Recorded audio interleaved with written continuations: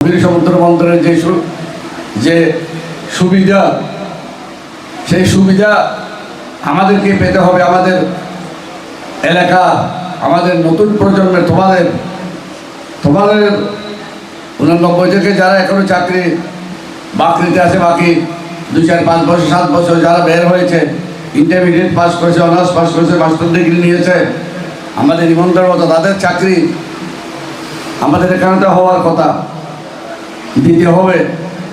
যে আমাদের লেখাপড়া, ইন্টারভিউতে, বাইরেতে আমাদের টিকার অংশগ্রহণ করে সেখানে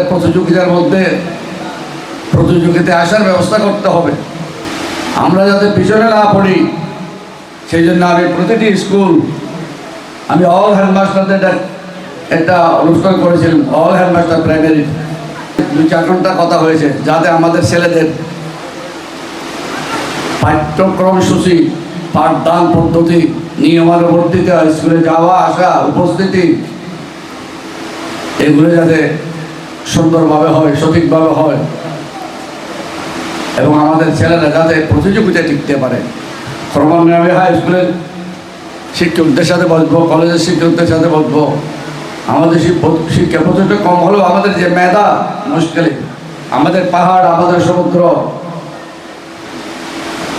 আমাদের যে মাছ, সাগরের মাছ, নোনা মাছ, এগুলাতে প্রোটিন আছে, মেধা বৃদ্ধি পায়। যেখানে যায় আর মুশকিলের হওয়া, সেটা আমরা প্রমাণ করেছি, প্রমাণ করে যাব। বিশেষ করে আমাদের শাপলাপুর, আমি 96 সালে যখন এমপি ছিলাম, তখন একটা মহিলা পুলিশ তোমাদের এখানকার এই হাই স্কুলের ছাত্রী ছিল। ওই সময় আমাদের ওইদিকে এগুলো কল্পনা করা যায় না। 96 সালে কোনো আমাদের ওইদিকে বাকি 8টা ইউনিয়নে হয় নাই। তাহলে তোমরা লেখাপড়া এবং কর্মক্ষেত্রে আমাদের শাপলাপুর অগ্রগামী। সমুদ্র বন্দর আমাদের এখানে আসছে, সেটা উপকারভোগী হতে পারবো না, চাকরিজীবী হতে পারবো না, ব্যবসায়ী হতে পারবো না, সাপ্লাইয়ার হতে পারবো না। সেই কর্মদক্ষতা, কর্মস্পৃহা, সেই মনোবল, সেই মানসিকতা আমাদের মধ্যে থাকতে হবে। আমি ঠেলে নিয়ে যাবো ইনশাআল্লাহ। আমার নতুন প্রজন্মের সাথে, আমার মাথার বাড়ি দলঘাটার মানুষের সাথে আমরা উদ্বাস্ত হবো, আর বিদেশিরা এসে এখানে বসবাস করবে, সেটা আমি হতে দেবো না। আন্দোলন করবো।